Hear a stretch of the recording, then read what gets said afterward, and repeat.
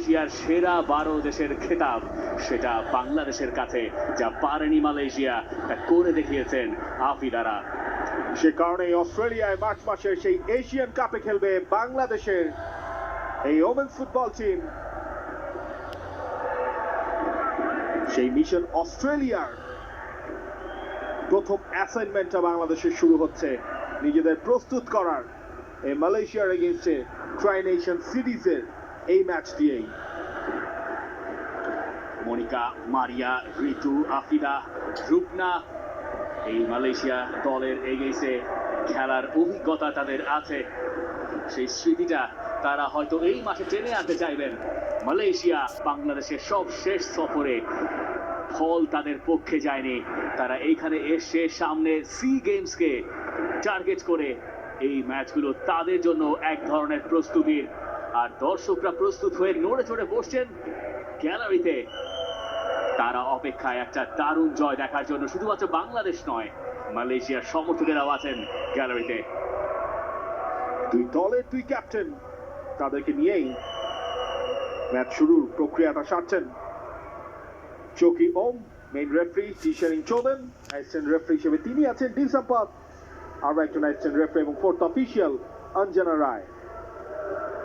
Referee এবং একজন assistant referee দুজনই ভুটানের, অ্যাসিস্ট্যান্ট রেফারি 2 তিনি শ্রীলঙ্কান, এবং অঞ্জন রায় ফোর্থ অফিসিয়াল, তিনি নেপালের। ম্যাচ শুরুর আগে এদিক ওদিক কে কোন পাশে খেলবে সেটাই নির্ধারণের প্রক্রিয়া। বাংলাদেশ বাঁ পাশ থেকেই শুরু করবে।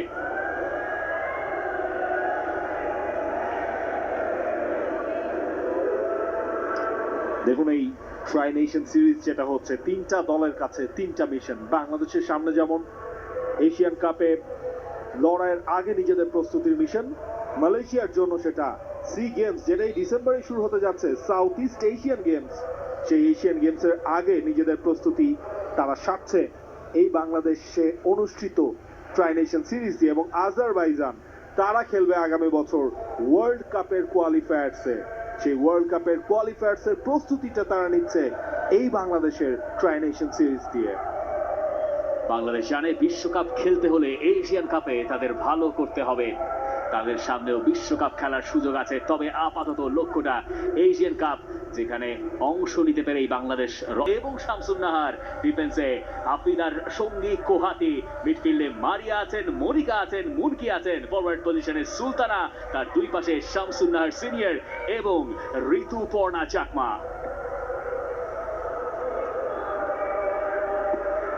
পিটার জেমস বাটলার কোচ, মালয়েশিয়ার গোলকিপার আজুরিন, ক্যাপ্টেনের আর্মব্যান্ডটাও তার। শুরু হয়ে গেছে ন্যাশনাল স্টেডিয়াম ঢাকায় Infinix tri nation series 2025, Bangladesh versus Malaysia. Bangladesh যে ফরমেশনে শুরু করেছে, এটাই পিটার বাটলারের অধীনে বাংলাদেশের গো টু ফরমেশন বেশ কিছুদিন ধরেই। মিয়ানমারে যে বাছাই পর্ব বাংলাদেশ পার করেছে ঐতিহাসিকভাবে, তারপর থেকেই বাংলাদেশের উইমেন্স ফুটবলেও নতুন করে রং লেগেছে। অবশ্য বাংলাদেশের এই উইমেন্স টিমটাই বাংলাদেশের ফুটবলটাকে এতদিন ধরে জীবিত করে রেখেছিলেন। নিয়মিত সাফল্য এসছে এই ফুটবলে, এবং পিটার বাটলার সেই সাফল্যের ধারাটাকে এগিয়ে নিয়েছেন আরো সামনে, বাংলাদেশকে নিয়ে গেছেন এশিয়ার দুয়ারে। দক্ষিণ এশিয়ার টানা দুইবারের চ্যাম্পিয়ন বাংলাদেশ, অর্থাৎ সাফ ওমেন্স চ্যাম্পিয়নশিপে বাংলাদেশ শিরোপা জিতেছে দুইবার। দক্ষিণ এশিয়ায় নিজেদের শ্রেষ্ঠত্বটা ধরে রেখেছে, এরপর নিজেদেরকে নিয়ে গেছে এশিয়ান মঞ্চে। আপাতত আফিদাকে কন্ট্রোলে রাখতে হচ্ছিল। গোলকিপার রূপনা অনেকখানি সামনে এগিয়ে এসে বলটা ক্লিয়ার করেছেন, এবং মালয়েশিয়ান কোচ জোয়েল কার্নেল তিনি থামস আপ দিয়ে মালয়েশিয়ার আক্রমণটাকে আরো বেশি অনুপ্রাণিত করছেন। রূপনাকে হয়তো এই কাজটা ম্যাচ জুড়েই করতে হবে। ম্যাচের আগে প্রচুর পরিমাণ কথা হয়েছে এই হাই লাইন ডিফেন্স নিয়ে। আর যখনই আপনি ডিফেন্সিভ লাইনটাকে সামনের দিকে নিয়ে আসবেন তখন গোলকিপারের উপরে একটা বাড়তি দায়িত্ব বর্তায়। দেখুন এই হাইলাইন ডিফেন্সের ফলটা বাংলাদেশ কিন্তু এই যে এই অ্যাটাক থেকেই তারা পেয়ে গেছে। অফসাইডে আটকে গেছে মালয়েশিয়ার প্রথম অ্যাটেম্পটা, এবং বাংলাদেশের এখন মানে সামনে র্যাঙ্কিং এ এগিয়ে থাকা টিম আসুক অথবা আপনি সমকক্ষ কারোর সাথে খেলেন, বাংলাদেশ এই হাইলাইনটাই নিজেদের আইডেন্টিটি বা প্লেইং স্টাইল হিসেবে বানিয়ে ফেলেছে। এবং আফিদারা বলছেন যে তারা এটাতে ইউজ টু, সেটাতেই তারা অভ্যস্ত হয়ে গেছেন। দেখার বিষয়টা কতখানি কাজে লাগে আজকের এই ম্যাচটাতে। মারিয়া আর মনিকার সেই কম্বিনেশন আরও একবার বাংলাদেশ চাইবে মিডফিল্ডে। বাংলাদেশের মিডফিল্ড ইঞ্জিন জাতীয় স্টেডিয়ামে এর আগে অবশ্য বয়স ভিত্তিক দলের যে ম্যাচ আছে সেখানে তারা খেলেছেন। গোলকিপার আজউদ্দিন মালয়েশিয়ার, তাদের পরীক্ষা খেলতে চাইবেন পিটার বাটলার।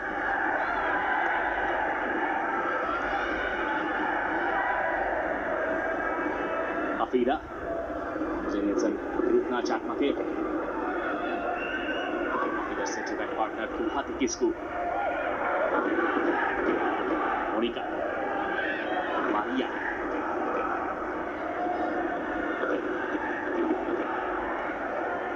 লং বল ডিস্ট্রিবিউশনে সফল হয়নি জুলিয়ানা বারেক। বল দিয়েছেন নিজের কাছে নূর লিয়ানা। শিউরি অনেকখানি ভিতরের দিকটায় ঢুকে সেই জায়গাটা কন্ট্রোল করছেন, করার চেষ্টায় ছিলেন।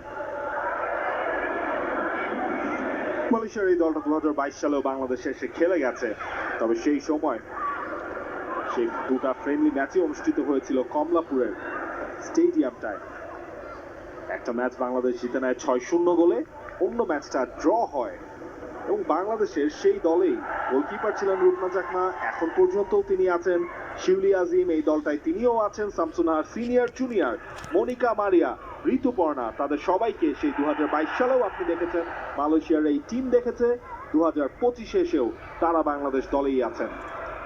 আর মালয়েশিয়া দলেও 5 জন ফুটবলার আছেন যারা এর আগে ওই সময় বাংলাদেশের বিপক্ষে খেলেছিলেন। যে ম্যাচটায় বাংলাদেশ 6-0 গোলে জিতে একটা বার্তা দিয়েছিল গোটা এশিয়ার কাছে যে বাংলাদেশ লড়তে এসছে, বাংলাদেশের উইমেন্স ফুটবল একটা পর্যায়ে পৌঁছানোর স্বপ্ন নিয়ে এগোচ্ছে। সেই স্বপ্ন বাংলাদেশ তাড়া করতে করতে পৌঁছে গেছে এশিয়ান কাপ পর্যন্ত।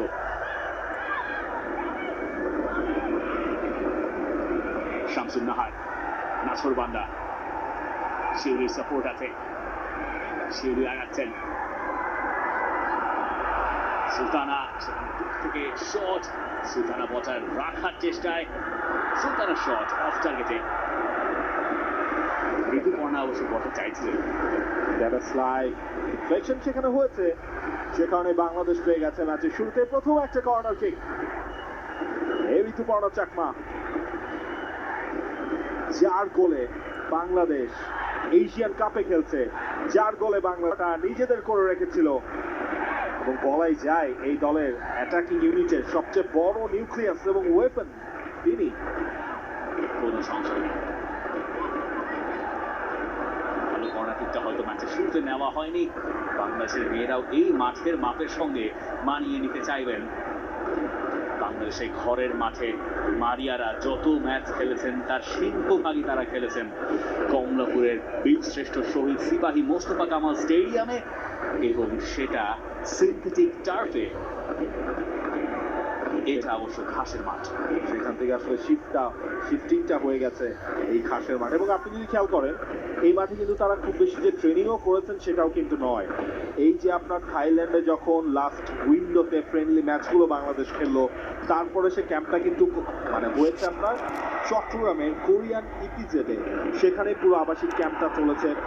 এবং সেখানে শিক্ষাগুলো নিয়েই এই ম্যাচে এখন পর্যন্ত শামসুন্নাহার জুনিয়র, তিনি পেনাল্টি এরিয়ায় ঢুকে পড়েছিলেন, তার একটা ক্রস ছিল, যদিও সেটায় নেগোশিয়েটটা করতে পারেননি মনিকা, হাইটটা একটু বেশি ছিল সেই ক্রসের। মনিকা মিডফিল্ড থেকে কোন জায়গায় পৌঁছে গিয়েছিলেন সেটাও বোধহয় দেখতে চাইবেন অনেকে। সেট আপটা ছিল ডান দিক থেকে। শিউলি মাথায় হাত শানে বেশ কিছু 50-50 চান্সেস তারা এরই মধ্যে তৈরি করে ফেলেছে। আর একটা corner kick, second corner kick বাংলাদেশের। 8 মিনিটে গড়িয়েছে ম্যাচ। আজুরি 2016 সাল থেকে মালয়েশিয়া ন্যাশনাল টিমের হয়ে খেলছেন, 46টা ম্যাচও খেলে ফেলেছেন এবং লাস্ট 12 তিনিই ছিলেন। ঋতুপর্ণা চাকমা সেখান থেকে হেডারটা কানেক্টটা হয়েছিল, কানেকশনটা ঠিকঠাক হয়নি। এই জায়গায় শামসুন নাহার জুনিয়র তার কাছ থেকে ফ্রি হেডার শামসুন নাহার জুনিয়রের থাকলে বাংলাদেশ গোলের রাস্তাটা চিনে ফেলবে। শিল্পী আজিম দেখছেন কাকে দেবেন। যেহেতু এই টুর্নামেন্টের প্রথম ম্যাচ, দুই দলের ভিতরেই কিছুটা ফাইন টিউনিং এর ব্যাপার স্যাপার থেকে যাবে। খেয়াল করুন, বাংলাদেশ যখন লাস্ট অক্টোবর উইন্ডোতে থাইল্যান্ডের এগেনস্টে 2টা ম্যাচ খেললো, সেই 2টা ম্যাচে বাংলাদেশ হেরেছিল 3-0 গোলে এবং 5-1 গোলে। এরপর প্রায় মাসখানেক পরেই বাংলাদেশ এই কম্পিটিটিভ ম্যাচটা খেলছে। সুতরাং এই ম্যাচে সেই ম্যাচের ভুলগুলো শুধরেই নিচ্ছেন এই সুলতানার সাপ্লাই কিপার আজুরিন তার কাছে গেছেন। দর্শকদের উপস্থিতি, তারা বলছেন কেন কাটব্যাক নয়, কেন গোলকিপার বরাবর সরাসরি নিজেই ট্রাইটা করলেন এই সুলতান। এই ব্যাপারে সবাই একমত। ঋতুপর্ণা চাকমা চমৎকার, ঋতুর শট সেটা ডিফ্লেক্টেড হয়ে চলে এসছে ডান দিকে এবং তবুও বাংলাদেশ সেখান থেকে আক্রমণটা রিসাইকেল করার চেষ্টায়। ঋতু যেভাবে 2বার টার্ন করলেন, তার মার্কারকে তার কাছ থেকে সরিয়ে ফেললেন, এটাই আসলে ঋতুপর্ণা চাকমার ক্লাস। মারিয়া বলটা অবশ্য লুজ হয়েছে, কাউন্টারে ওঠার সুযোগ রয়েছে মালয়েশিয়ার।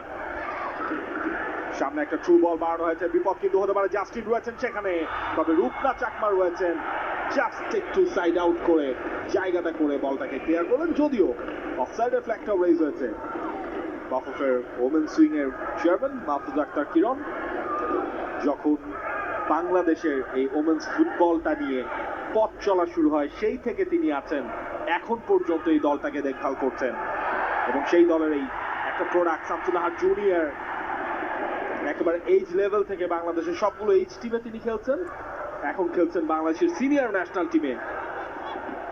শামসুন নাহার জুনিয়রের এগেইনস্টে বেশ ঘুরছেন নূর হাতফিনা, মালয়েশিয়ার ফুলব্যাক, কারণ শামসুন নাহার ওদিক দিয়ে গতির সঞ্চার করছে। আরো একটা কর্নার কিক, মনিকা চাকমা গেছেন সেটা নেওয়ার জন্য। গোলকিপার আজুরিন তাই আরো একবার প্রস্তুত। মনিকা এবার নিয়েছেন শর্ট করে, ঋতুপর্ণা সেখানে আছেন, ঋতুপর্ণার শট আজুরিনের হাতে। লেফট ফুটের শট ছিল, যে ফুটটা ঋতুপর্ণার বেশি পছন্দ। গোলকিপারকে কিছুটা চাপে ফেলে হয়েছিল সেই ক্ষেত্রে শামসুন নাহার। আরো একবার বক্সের আশপাশে আনাগোনা, তার বাংলাদেশের আনাগোনা চলছে। আর যতবার মালয়েশিয়া আক্রমণে উঠছে তাদের লক্ষ্যই একটাই, আফ্রিদাদের পেছনের ওই জায়গাটা এক্সপ্লয়েট করা। এই মুহূর্তে রূপনা চাকমার পজিশনটা হচ্ছে হাফ লাইনের ঠিক একটু নিচে, বাকি সবাই কিন্তু ওপরে। এবং যেহেতু সেট পিস মোমেন্ট, দেখা যাক এই সেট পিসটায় কোনো সুযোগ বাংলাদেশ কাজে লাগাতে পারে কিনা, যদিও সরাসরি সেটা গেছে আজুরিনের হাতেই। এই পাশ থেকে বাংলাদেশ এই নিয়ে 3টা কর্নার পেল, দুটো নিয়ে। এই বছর আপনার খেলেছে নর্থ কোরিয়ার এগেইনস্টে, যেটা ছিল তাদেরও এশিয়ান কাপ কোয়ালিফায়ার্স এর ম্যাচ, এবং বাংলাদেশ খেলবে সেই নর্থ কোরিয়ার এগেইনস্টেই এশিয়ান কাপে। বাংলাদেশের গ্রুপে রয়েছে চায়না, নর্থ কোরিয়া এবং উজবেকিস্তান। বাংলাদেশের যে ফিফা র্যাঙ্কিং এ ঢের এগিয়ে থাকা দলগুলো, এবং তাদের সঙ্গে লড়াইটা জমিয়ে তুলতে বাংলাদেশের এই প্রস্তুতি ম্যাচগুলোয় নিজেদেরকে ঝালিয়ে নেওয়ার কোনো বিকল্প নেই। বাংলাদেশ সেই যে এশিয়ান কাপে কোয়ালিফাই করলো, তারপর থেকে বাংলাদেশ যে আন্তর্জাতিক ম্যাচ খেলেছে সেগুলোর ফল খুব বেশি সুবিধাজনক নয়। অবশ্য সেই দুটো ম্যাচই হয়েছিল থাইল্যান্ডে। তবে একটা জিনিস, একটা অ্যাপ্রোচ আপনার বেশ ভালো, সেটা যদি আপনি দেখেন, এই বছর বাংলাদেশ নিজেদের থেকে র্যাঙ্কিং এ এগিয়ে থাকা দলগুলোর সাথেই নিয়মিত খেলছে। বছরটা বাংলাদেশ শুরু করেছিল ফেব্রুয়ারি মার্চে ইউএইর সাথে তারা খেলেছিল, এবং এখন খেলছে বছরের শেষে এসে ঘরের মাঠে লোকাল সাপোর্টারদের সামনে। এবং বাংলাদেশের এই সমর্থকেরা মাঠটাকে রাঙিয়ে দিচ্ছেন বারবার। বাংলাদেশের ফুটবল মাঠ এ যেন এক টুকরো ইউরোপ। সেই ইউরোপিয়ান ফ্লেভারটা এই সাপোর্টাররাই নিয়ে এসেছেন এই ন্যাশনাল স্টেডিয়ামে। লেফট সাইড থেকে ঋতুপর্ণা, তাকে আটকে রাখতে পারলেন না বারেক। ঋতুপর্ণা পেনাল্টির ভেতর বলের সাপ্লাইটা দিয়েছেন আজুরিন, সরাসরি তার হাতে। যে কোনো একটা টাচ বলটাকে হামজাদের ম্যাচে সেটা ঋতুপর্ণাদের জন্য নিয়ে এসেছে সেই বাংলাদেশি ফুটবল আলট্রাস। গ্যালারিতে তাদের সরব উপস্থিতি যেটা সাহস যোগাচ্ছে, অনুপ্রেরণা দিচ্ছে এই শিউলি শামসুন্নাহারকে।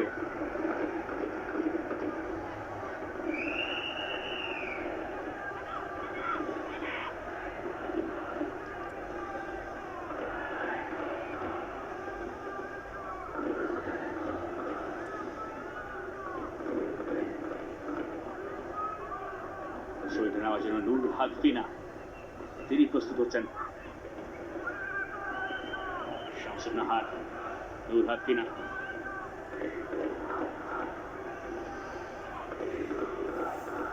চক্রার ভিতর থেকে বেরিয়ে গেছেন।